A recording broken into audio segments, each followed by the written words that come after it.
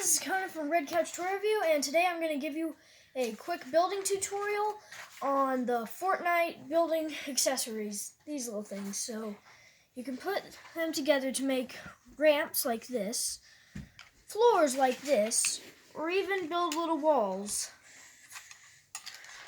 You can also make your own boxes and crates to hit with your pickaxes, huh? Yep, you can do that. You can swing your pickaxe at it and act like it's getting destroyed by just pushing it the opposite way and then breaking them off bit by bit. So I'm going to show you how to put them together. So I have two pieces right here. So one piece goes there, the other piece, so it's like that. Then we push down, then it goes in. Now once you do get them, you might have to break them in a little, so it might take a few tries.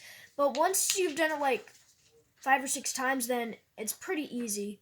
And then you can keep on snapping pieces together to build something awesome. And yeah.